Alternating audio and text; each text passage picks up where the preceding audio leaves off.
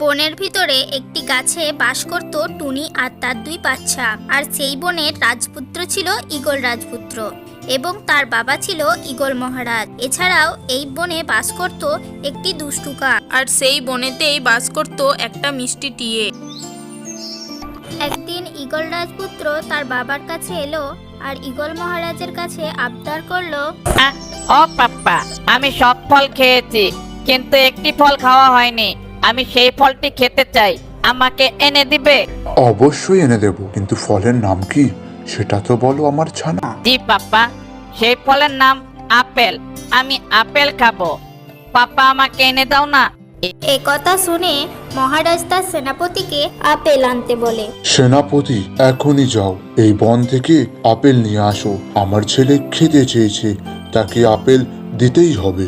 ওকে, যাচ্ছি মহারাজ। এখন বন থেকে আপেল খুঁজে নিয়ে আসি। তারপর ঈগল সেনাপতি বের হয়ে যায় আপেলের খোঁজে। ঈগল সেনাপতি পুরো বন ভালোভাবে খুঁজে, কিন্তু কোনো আপেল গাছ দেখতে পায় না।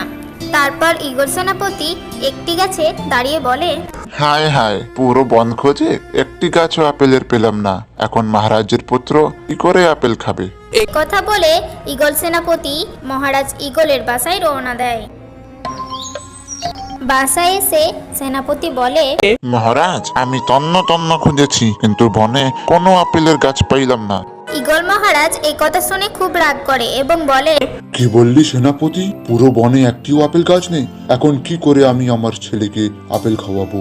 সে যদি জানতে পারে আমি তার আপেল জোগাড় করতে পারিনি, তাহলে তো সে খুবই রাগ করবে আমার উপর। এ কথা বলতে বলতে ঈগল রাজপুত্র সেখানে চলে আসে এবং বলে, পাপ্পা, আপেল এনেছো? আমাকে আপেল দাও, আপেল খাবো। আরে আমার লক্ষ্মী সোনা, রাগ করো না। সত্যি কথা বলতে আমি সেনাপতিকে আপেল খুঁজতে পুরো বনে পাঠিয়েছিলাম, কিন্তু সেনাপতি পুরো বনে একটিও আপেল গাছ খুঁজে পায়নি, তাই তোমার জন্য আপেলও জোগাড় করতে পারিনি।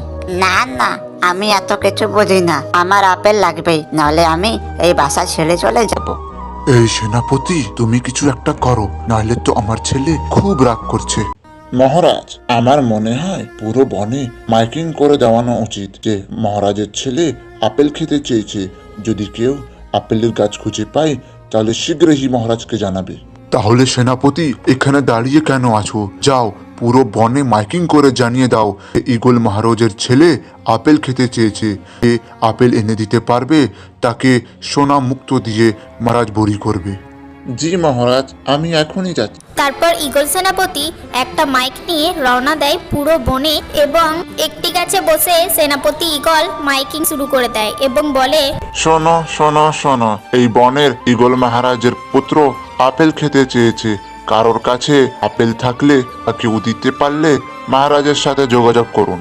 যে দিতে পারবে তার জন্য রয়েছে অনেক অনেক পুরস্কার।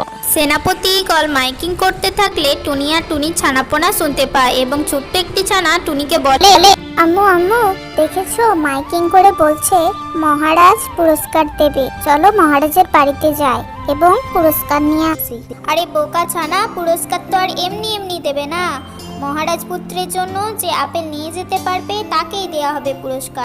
এ কথা শোনার পর টুনির ছানা বলে, তাহলে আম্মু চলো আমরা আপেল নিয়ে মহারাজের বাড়িতে যাই এবং পুরস্কার নিয়ে আসি।